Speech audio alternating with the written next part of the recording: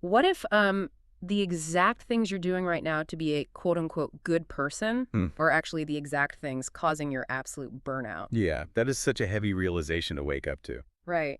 Because we usually think that when life just isn't working, like when we feel exhausted or snappy or anxious, we just need to fix a broken part. Right, we treat ourselves like a sputtering car engine. Exactly. We pop the hood, find the rusted spark plug, swap it out for a new one, and just assume the machine will run smoothly again. It's a very, mechanical, behavior-based way to look at It life. is. I mean, we identify a malfunction, we correct the action, and we expect a different result. Yeah, totally. If I'm angry, I just need to practice counting to 10. If I'm anxious, well, I just need to schedule my time better. We approach almost all of our personal growth through this lens of behavior modification. But what if the problem isn't a broken part at all? What if the engine itself was built to run on an entirely different kind of fuel, and you've just been pouring the wrong stuff in the tank for your entire life? That is a great way to frame it. You could paint that car, you could change the tires, you could white-knuckle the steering wheel, and drive it incredibly carefully to avoid stalling. But eventually, it is going to seize up, because the fuel source is just wrong. You're just managing the symptoms of a fundamental misalignment. You haven't actually addressed the source of the power. And the difference between managing your outward behavior and changing the actual hidden source of your life is exactly where we are starting. Welcome to this deep dive. Today we are bringing you with us into excerpts from a really thought-provoking book called Brother, This Is What I Saw by Charles Clark. It's a brilliant piece of analysis. What Clark does here is offer a profound, almost entirely psychological rereading of one of history's most famous texts. Which is heavily misunderstood, right? Oh, absolutely. Yeah. Jesus' Sermon on the Mount, found in the book of Matthew, chapters 5 and 6. Our mission for you today is to explore how Clark argues that this ancient text isn't what most of us have been taught. It is. It is not a moral checklist. Definitely not. It's not a set of religious rules where you just try harder to be nice. Instead, Clark presents it as a complete blueprint for internal formation. And finding a completely different source for your life. Okay, let's unpack this. What if everything you thought you knew about being a good person is actually backward? What if who you are becoming structurally matters infinitely more than what you are doing on the surface? That is the core paradigm shift Clark introduces right at the doorway of the text. He argues that we have to fundamentally rethink the sequence of how we approach life and growth. Meaning, we have the order wrong. Exactly. He points out that in this speech, Jesus wasn't giving a self-help seminar or a list of religious duties. He was announcing a kingdom. And in this specific context, kingdom doesn't mean a geographical place. Right. It's not a country on a map. No, it means a completely new order of government for the human heart. A new government for the heart. That phrasing completely takes it out of the realm of just following rules to appease a deity. It does. And Clark lays down this crucial anchoring principle here. The Father forms the person before the person functions. Wow. Okay, I have to admit that is so counter to my default setting. Usually I wake up and immediately ask, what am I supposed to do today? Right, we all do that. Yeah, it's like, how can I be useful? What problems do I need to fix? But Clark is saying this text demands we shift that to what is being formed in me. Because function has to flow from formation. If you attempt to function, if you try to serve your family or lead a team at work or help your community before your internal world is governed correctly, your function inevitably degrades into a performance. Oh, wow. You might be doing objectively good things, but you're doing them to prove your worth or to secure approval or even to hide your insecurities. Which brings us to the actual starting line of this process. Yeah. Clark takes us to the first beatitude, which is, blessed are the poor in spirit. A phrase that trips a lot of people up. It really does. Historically, that phrase has sounded a bit depressing, like you're supposed to walk around feeling worthless. But Clark defines it as coming to the end of your own self-sufficiency. Exactly. It's the realization that you cannot be your own source. It's the end of the illusion. The illusion that we are in control. Right. A person who believes they have it all together, who thinks they can generate enough willpower to solve every problem, has zero capacity to receive any external guidance. Poor in spirit, in Clark's psychological framework, is the moment you stop lying to yourself about being enough on your own. I hear that, but I have to push back here on behalf of the listener because society literally runs on the idea of self-sourcing. Oh, 100%. We are entirely conditioned to be self-made, to fake it till we make it, and to completely hide our needs. So telling someone today to embrace being poor in spirit sounds like telling them to fail. It sounds like failure if you believe your current operating system is sustainable. But Clark is asking at what cost? It's like, okay, think about carrying a massively heavy backpack up a mountain for years. Oh, that's a great visual. Right, you're just hauling this thing, your back is breaking, your knees hurt, and you think, well, this is just what it takes to climb the mountain. Clark is saying that poverty of spirit isn't feeling bad about your hiking technique. No, not at all. It's the profound relief of finally dropping the incredibly heavy backpack. It's realizing you were never meant to carry all that weight by yourself. What's fascinating here is the chronological genius of the Beatitudes. They aren't random, disconnected quotes. They actually follow a path. Yes, a sequential pathway. You physically cannot reach the later stages of growth until you first admit you aren't the source of your own power. Dropping that backpack is step one. And the immediate next step is, blessed are those who mourn, which again seems totally backwards. Mourning usually implies a tragedy or shame. Right, but look at the sequence. Once you drop the heavy backpack, once you stop pretending you can do it all yourself, the adrenaline finally wears off. And you feel the exhaustion. Exactly. And suddenly you have the clarity to see what living that frantic, self-sourced life has actually cost you. You see the relationships damaged by your impatience or the physical toll of your anxiety. You mourn the brokenness. But the brilliance of the text is that you are mourning under a new government, under the Father's comfort. So you see your absolute mess, but you aren't crushed by shame because you are finally safe enough to look at it honestly without defending yourself. Okay, so I drop the backpack and I take a hard, honest look at the damage. But I still have to go to work on Monday, you know? Life doesn't stop. Right. I still have to navigate a difficult boss or pay a mortgage or deal with family drama. Once a person stops trying to be their own source, how does this new governed heart actually operate out in a messy world? That is the pivotal transition. This is where the text introduces meekness. And we really have to clarify this because in modern English, meekness is almost universally equated with weakness. Yeah, being meek sounds like you just let people walk all over you and never speak up for yourself. Exactly. But Clark completely dismantles that definition. Meekness is not weakness. Meekness is strength that has come under governance. Strength under control. Right. It describes a person who has the total capacity to react, to shout, to verbally eviscerate someone in a meeting, but chooses not to. Not out of fear, but because their reaction is no longer driven by panic or the need to dominate. Here's where it gets really interesting to me, because that completely changes the visual. Meekness isn't a fragile little flower. Think of it like a finely tuned, high-performance sports car engine. I love this analogy. We're talking massive horsepower. That engine has the power to absolutely tear up the road, but its power is completely responsive to the steering wheel and the brakes. It isn't just accelerating out of control and crashing. Right.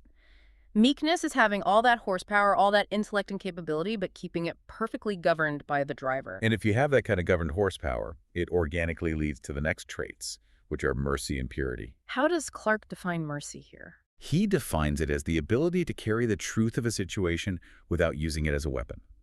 Because you've already mourned your own brokenness, when you see a coworker make a huge mistake, you don't need to crush them to elevate yourself. So it's truth without cruelty. And what about purity? Does that just mean trying really hard not to have bad thoughts? No. Purity of heart means the internal world stops living divided. There are no hidden secondary motives. What you project on the outside completely matches who you are on the inside. Which completely changes how we handle conflict. Clark makes this critical distinction between peacekeeping and peacemaking. This is a huge one. I think this is something every listener has encountered. A peacekeeper is the person who avoids hard conversations at all costs. They pretend the toxic dynamic doesn't exist just to keep the room quiet. Because the peacekeeper's internal government is actually fear. They are dictated by their fear of confrontation. But a peacemaker is different. A peacemaker brings this new, governed order into a broken space. And bringing real peace sometimes requires confronting a lie or setting a hard boundary cleanly. It might cause temporary friction, but it's aiming for actual structural restoration. And if we look at the psychology underneath this, Clark is identifying something profound. What's that? If your heart is governed by an offense or a wound or external pressure, that thing effectively becomes your master. If a colleague insults you and you immediately lash out, you aren't demonstrating power. You're being puppeted by their insult. Wow, yeah.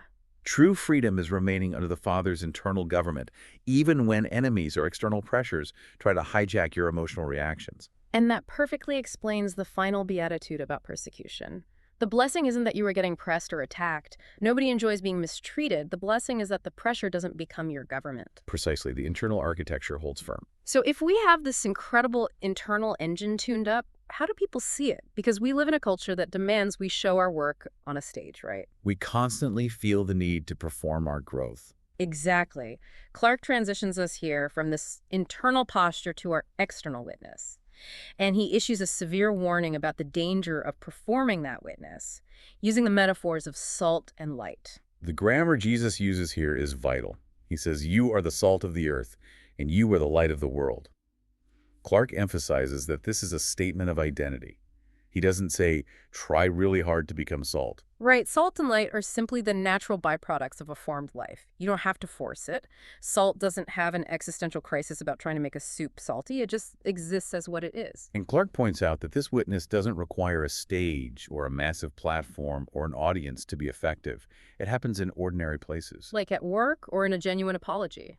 Or even the sarcastic remark you didn't say to your partner when you were tired. Because this new internal government goes beneath the surface. It cares about the hidden beginning of things, where anger, lust, and revenge start before they ever become visible actions. And that changes how you speak too. Integrity means your yes is just yes. You don't have to use extra words to manipulate people into trusting you. But this brings up the idea of the secret place, which feels like a direct attack on modern culture. It is a profound warning against practicing your righteousness, specifically to be seen by others. A performing heart wants visibility to receive identity from people. So what does this all mean, like practically? Because I'm genuinely struggling with attention here. On one hand, we are told to let our light shine, so people are supposed to see something, but then we are warned not to practice righteousness to be seen. It feels contradictory at first glance. Right. How do you reconcile shining your light with hiding in the secret place? If we connect this to the bigger picture Clark is painting, the tension resolves beautifully. The issue isn't visibility itself. The issue is the source of the action. The fuel again. Exactly. Light shines naturally because it was formed. Performance shines because it is starved for attention. Ah, I see. Living in the secret place frees you from the exhausting need to have people constantly validate your growth. Okay, that is incredibly freeing. But it brings us to the hardest part of this entire deep dive. It's one thing to say, I'm not going to perform for applause anymore. It's another thing to say, I'm dropping the heavy backpack of my self-sufficiency when I still have a family to feed. The real-world problems don't just vanish. Right. Stripping away our reliance on human approval is great, but how do we deal with the terrifying realities of tomorrow? The bills, our health, our real needs. This is where Clark's analysis tackles prayer and anxiety. It's really where the rubber meets the road. Let's start with how this text completely redefines prayer. Clark notes that the famous Lord's Prayer begins simply with the word Father. It doesn't begin with panic or a list of needs. The very first move is to reestablish the relationship and the proper order before asking for daily bread. It's an immediate grounding mechanism, and Clark connects this to what we treasure, right? You cannot serve two masters. What the heart treasures will govern what the heart sees. Which seamlessly explains his view on anxiety. And I want to emphasize how revolutionary this is. Jesus doesn't shame people for being anxious here. Which is huge, because religious circles often do. They do. But here, anxiety is diagnosed purely as a source problem. It's the heart trying to carry life from a source it was never created to be. Anxiety says, you must carry this entire burden yourself. It's like anxiety is a false shepherd. It's a voice constantly whispering in your ear that you are fundamentally alone and you have to manage the entire universe by yourself. But Jesus redirects our attention to the birds and the lilies. They're sustained without panic. And then he drops the anchor. Your Father knows. Your Father knows. That takes the burden of omniscience completely off of us. And Clark makes a brilliant point here. Tomorrow is not the Father. We must not let tomorrow govern the heart before it even comes. Which brings us to the core takeaway of Clark's book. The phrase, seek first the kingdom. Modern culture often interprets seek first as just another command to try harder. Add more duties to your plate. Right, but Clark says it is actually an invitation to return first. This raises an important question for all of us. What are we reaching for when we feel empty or panicked? Usually we reach for control, or distraction. We obsessively check our bank accounts or we lash out. Yes.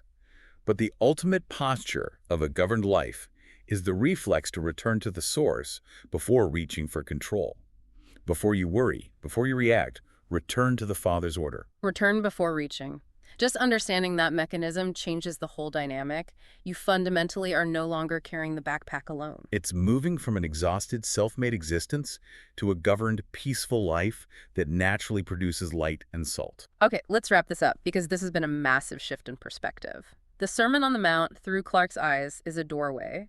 It's a profound shift from behavior modification to a total regoverning of the human heart, where formation precedes function and returning precedes reaching. It is the stark difference between exhaustingly performing your life and actually living it from a place of deep internal rest. So, as we end this deep dive, we want to leave you with a final provocative thought to mull over.